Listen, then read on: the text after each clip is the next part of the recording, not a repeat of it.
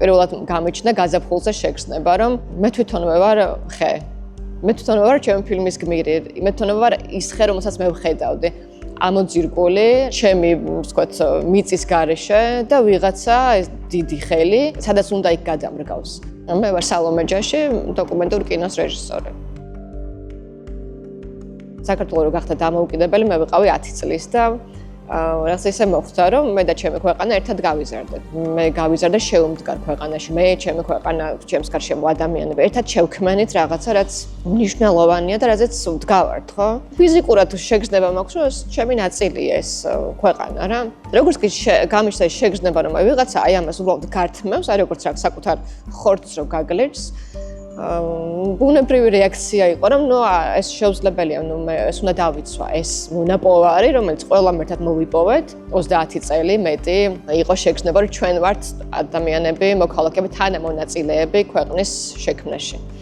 დღეს აი ამ თანამონაწილეობის განცდა უფრო ნაკლები და ნაკლები არის. ეხლა უბრალოდ ბრძოლა, რომ ვიყოთ თანამონაწილეები. როცა დავიწყეთ მუშაობა მე და ჩემმა რამდენიმე კოლეგამ კინოში, დოკუმენტურ კინოში, საქართველოში, ეს სფერო ფაქტიურად არ იყო აქ განვითარებული. ძალიან ცოტა ადამიანი მუშაობდა დოკუმენტურ კინოში. და ეს კავშირები, თქვათ, საერთაშორისო ინდუსტრიასთან და კინო არის საერთაშორისო სფერო, სამუშაო სფერო, თითქმის არ არსებობდა, ძალიან მცირე იყო.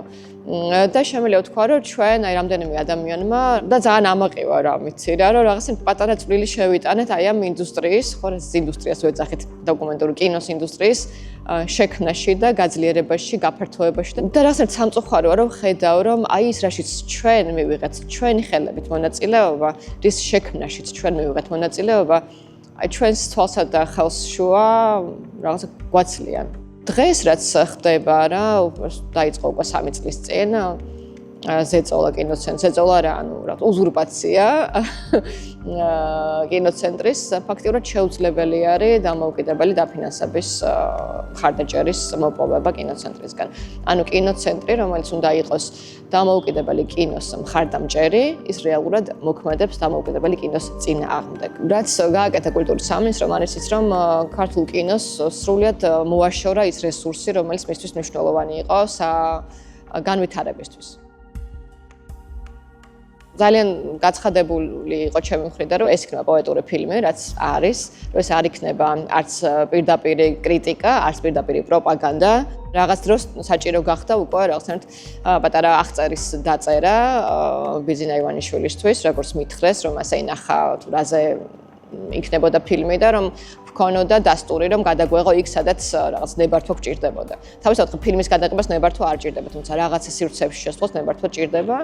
ეს სინოფსისი, ასე ვთქვათ, მოვამზადე, სადაც იგივე ეწერა, რაც ახლა თქვი. და ეს ნებართვა მივიღეთ. უბრალოდ ფილმი რო გამოვიდა, მას შეხვდა წინააღმდეგობა თუ კრიტიკა, ასე ვთქვათ, საკმაოდ დიდი ძალაუფლებაში მყოფი პირების მხრიდან. ფიქრობ, რატომ მოხდა ეს, იმიტომ რომ ფილმი როგორც ასეთი ხო, ვისაც ნანახი აქვს, ეს არ არის ასეთი პირდაპირი პოსტულატი, რომ ხეების გადარგვა არ შეიძლება.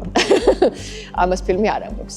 უბრალოდ ვიცი, რამაც მათ ისინი გააღიზიან, არის ის, რომ ფილმს უნდა ეჩვენებინა, რომ ხეები გადაირგო საჯარო სიკეთისთვის და ხალხისთვის.